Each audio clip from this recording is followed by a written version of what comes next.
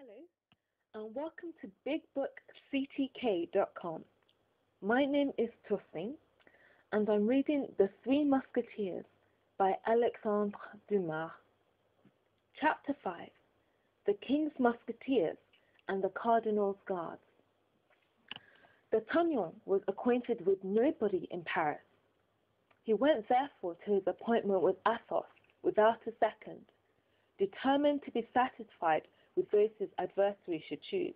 Besides, his intention was formed to make the brave musketeer all suitable apologies, but without meanness or weakness, fearing that might result from this duel, which generally results from an affair of this kind, when a young and vigorous man fights with an adversary who is wounded and weakened.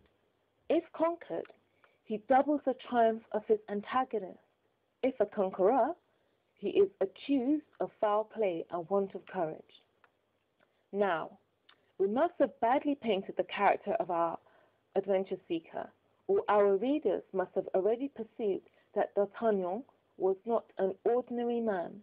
Therefore, while repeating to himself that his death was inevitable, he did not make up his mind to die quietly, as one less courageous and less restrained might have done in his place. He reflected upon the different characters of men he had to fight with, and began to view his situation more clearly. He hoped, by means of loyal excuses, to make a friend of Athos, whose lordly air and austere bearing pleased him much. He flattered himself he should be able to frighten Porthos with the adventure of the baldric, which he might, if not killed upon the spot, relate to everybody, a recital which, well managed, would cover Porthos with ridicule. As to the astute Aramis, he did not entertain much dread of him, and supposing he should be able to get so far, he determined to dispatch him in good style, or at least by hitting him in the face, as Caesar recommended his soldiers do to those of Pompey, to damage forever the beauty of which he was so proud. In addition to this, D'Artagnan possessed that invincible stock of resolution which the counsels of his father had implanted in his heart.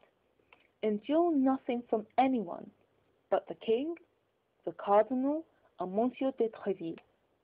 He flew, then, rather than walked, toward the convent of the Crâne des Chauves, or rather des Chaux, as it was called at that period, a sort of building without a window, surrounded by barren fields, and accessory to the Pré Clair, and which was generally employed as a place for the duels of men who had no time to lose.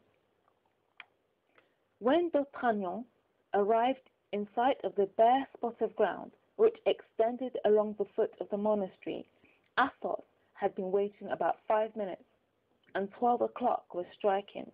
He was then as punctual as a Samaritan woman, and the most rigorous casuist with regard to duels could have nothing to say.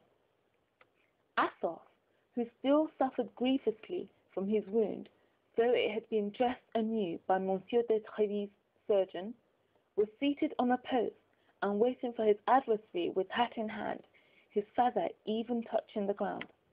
"Monsieur," said Athos, "I have engaged 2 of my friends as seconds, but these 2 friends are not yet come, at which I am astonished, as it is not at all their custom."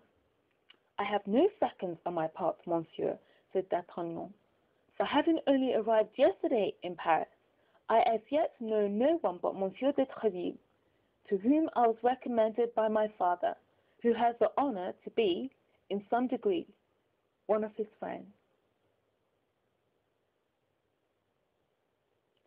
Thank you very much for watching.